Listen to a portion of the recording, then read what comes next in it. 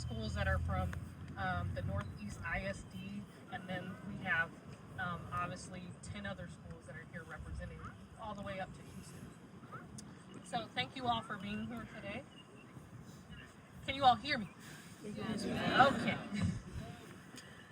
So I think we got lucky with the weather because it could have been very hot and sweaty.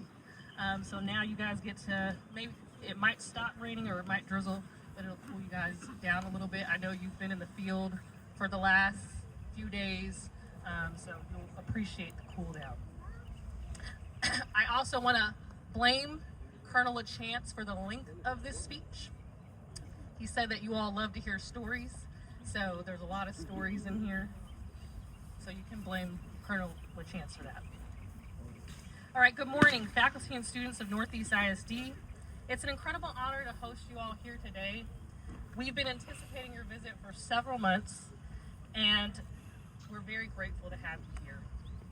Before I get started, I want to see, hopefully you guys can show a raise of hands for how many of you all have decided what you want to do after high school. Oh, wow, all right. So that's about 100%. Okay, so you can lower your hand.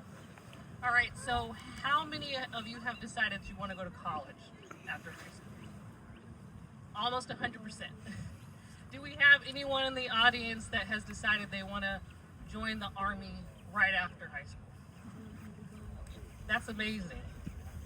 So I'm very proud of you all for thinking about your future ahead of time. I can't say that I was sure what I wanted to do when I was your age, so thank you guys. You guys are already ahead of the game. So I started drafting this speech on a 9-hour flight, returning from Spain for a military conference back to Dallas. So no AI. I used my phone, notepad, and I was trying to brainstorm my remarks. And it dawned on me that my 17-year Army career is about the same age as most of you all have been alive today. So I know that I have a 50-50 chance of what I say resonating with you today. I have two tween boys, and so that's all right with me. I think those are pretty fair odds, and I'll take my chances. So believe it or not, the cliche that time flies is as accurate as it is cringe. And I know me saying cringe is cringe, so that's all right. But I know for me, it really does seem like just yesterday that I was in your shoes, playing freshman JV and varsity basketball at Fort Knox High School, competing for Spanish club competitions, and trying my hand at the robotics club at Shoemaker High School here in Columbia. Picking out my dress for senior prom, applying to college and universities, hoping I would get a scholarship to help offset the costs for my parents. Questioning what's next for me as an adult. As you near these milestones, you may be wondering what's ahead for you. And it seems like 100% of you know exactly what's ahead for you. But you might be asking yourself, are you making the right choice today for your tomorrow? In the 17 years I've served in the Army, I've trained in several states, and I've gone to several countries to include Afghanistan, Spain, Colombia, Brazil, South Korea, Chile, Honduras, Cuba, Guyana, Barbados, and Panama. And I have to write it down because I forget sometimes. Each one of these countries expanded my knowledge about how the military operates in peace, deterrence, and in war. But how did I get here? From that high school teen to an Army field grade public affairs officer. My parents, who are sitting in the stands here today, would probably tell you that they're the reason I got here, and that would be a fair statement and obviously biologically accurate. My dad enlisted in the Army in 1983 as an enlisted engineer, so I lived in Germany, and I moved almost every couple years of my childhood. Growing up, though, I aspired to model, act, and get into television broadcasting. You can probably imagine and empathize with the 17-year-old that wanted to keep her feet planted in one city. And I was diametrically opposed to ROTC in college. I attended Columbus State University in Georgia with my twin sister, who 2 years later, she did join ROTC.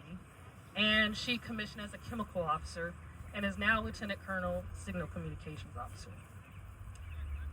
As a student at Columbus State, I tried to balance, or let's be honest, I tried to balance studies, work, intramural sports, hobbies like pageantry. I competed in pageants and won Miss Congeniality for the Miss Black and Gold, and also fourth runner-up for Miss Columbus State University. I worked a lot of jobs. I worked at CC's Pizza, Woodruff Property Management, Walmart, Eddie Bauer, Dillard's, with some waitressing sprinkled on the side. I was busy, making money, busier than I'd recommend any college student to be. So again, how did that college student get here? That's the question. Well, I was lucky enough to have made a friend while I was in college who was an enlisted soldier, and she became a recruiter. And in my last year of college, she told me about the Officer Candidate program. I interviewed with the board, and here I am. If you want to know more about OCS, I can tell you throughout the day. After basic training, I was commissioned, and then the adventure in me wanted to jump out of planes. And I said the Army's going to do it, and I can do it for free, so I did airborne. My first Army assignment was here at Fort Hood, where I served as a maintenance platoon leader, and I deployed to Afghanistan. Then I became a logistics officer, and I served as a forward support company commander and later recruiting company commander in Los Angeles, California. My only desire when I joined was to become a leader, and I knew I wanted to become a good leader. The path that brought me here has been unpredictable, but the leadership along the way that believed in me and challenged me and entrusted me to complete the Army's missions were immeasurable contributors to who I am now. The growth that was required of me is significant. But what makes me the most proud is to be among the Army alumni that voluntarily raised their right hand to protect and defend the Constitution of the United States against all enemies, foreign and domestic. So now the question is, why are you here? Some would say it's to learn from us, see what the Army has to offer. I would say you're here to experience the past, which is me now. Look at the present and imagine your future. There's a memoir I'm reading, it's called Finding My Way, and it's by the youngest Nobel Peace Prize recipient, Malala Yousafzai.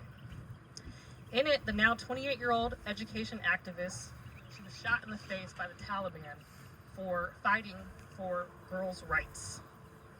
She was shot in the face at 15 years old, blogging the military actions of the Taliban in her town. In her memoir, she chronicles the struggles between managing work, social life, and family cultural expectations. And while attending Oxford, she begins to confront her mental health challenges and starts to seek professional help. During one of her sessions, the counselor advises that every decision she made was the best decision she could make at the time. That lesson is for you today. You've made the decision to be in JRTC.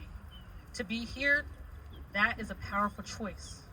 Trust that you are building the foundation for your future, one good decision at a time. In her book, she says, I wanted to tell them that I understand how easy it is, especially when you're young, to get caught up in an idea of yourself. You might inherit an identity and feel obligated to carry it, even as it crushes you. You may be certain of your path and have every step planned out. It's hard to imagine your allegiances, ambitions, and desires will ever change. But someday, when you don't expect it, the river may rise and carry you away to a new place. You can try to fight it, swim upstream, cling to the rocks on the shore. It's safer to stay here, you think, to hold on to what I know and who I'm supposed to be. I had those thoughts too. Before I understood, we are always changing, always growing into an uncertain future. So I brought my copy of the book, and I read this as I was completing my graduate studies. I just graduated May 13th. And as inspiring as it was for me, I want to give it to one of you because I believe it will be life-changing. So, after I get done with my speech, the first person to come up to me and ask for the book, it'll be yours. She doesn't just talk about being on the world stage, she writes about the real hard stuff. Surviving trauma, stressing out over academics, and trying to figure out who she will be as the world shifts around her. It's exactly the kind of stuff that you all deal with every day as high school students. Today, you will walk the halls of the National Mounted Warrior Museum, learning about the warriors who have protected our democracy for generations before us. You will see a world-class demonstration from the Horse Cab Detachment that's been around since 1972. And intertwined in your visit, you will visit soldiers from 3rd Armored Corps.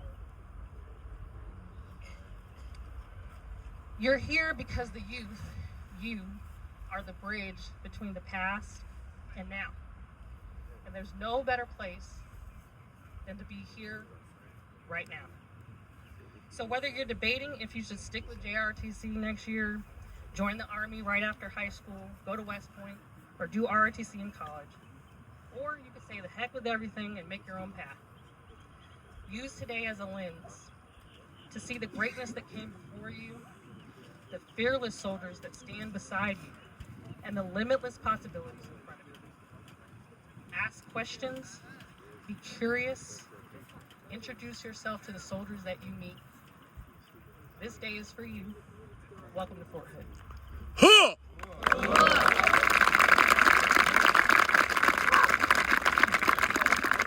Can I get a huh? Huh? Come on, y'all.